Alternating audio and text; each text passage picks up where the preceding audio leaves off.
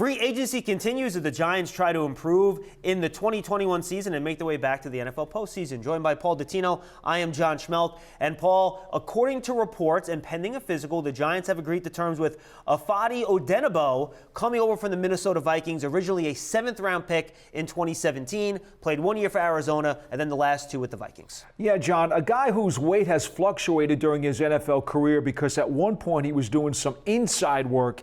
Now, last year, they moved him back outside to the edge after he lost some of that weight. He is a pass rushing specialist with a high motor and good strength. 10.5 sacks, 7 came in that year in 2019 when he played inside a little bit more. Last year, he had 3.5. 6'3", 258 pounds. You would term him a pass rush specialist. Yeah, well, he's one of those tweener guys who is not going to cover running backs coming out of the backfield, and quite honestly, teams will try to run against a guy of his size. No knock against him. He's got a good motor, but he's more of, hey, we know it's going to be 3rd and long. He's going after the quarterback. 10 tackles for loss, 1 forced fumble, a pair of fumble recoveries as well, Paul. And he joins a position at edge rusher where the Giants have 2 players that they drafted, they have high hopes for, but are dealing with injuries. Lorenzo Carter had that Achilles injury early in the year. We'll see how healthy he is once the Giants get to their offseason programs. And then, of course, Ifeadi Odenigbo, who had that shoulder injury late in the year, that shut him down.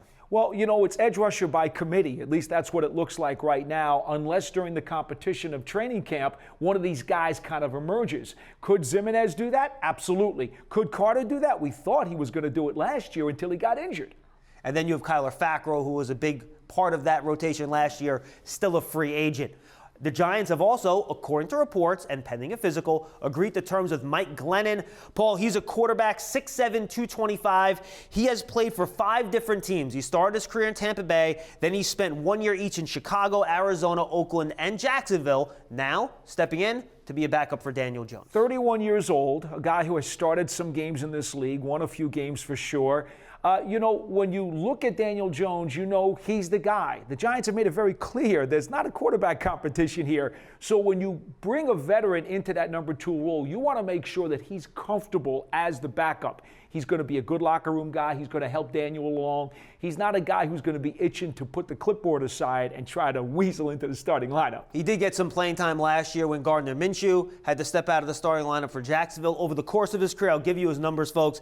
It's 27 starts in 34 games, 61% completion percentage, over 6,000 yards, 43 touchdowns to just 25 interceptions. So when he has had the chance to play, he has been relatively effective. Well, again, look at the experience factor, and that's something that's very critical. Just like last year when the Giants had Colt McCoy in Seattle, you want a guy who's going to go in there and manage the game. And Daniel Jones has missed a couple games due to injury in each of his first 2 years, so you want to have a capable backup that you can depend on to step in, much like Colt McCoy did last year when the Giants beat the Seattle Seahawks when he was the starter. For Paul Dottino, I'm John Schmeelk. Stay tuned as we continue to cover the New York Giants in free agency.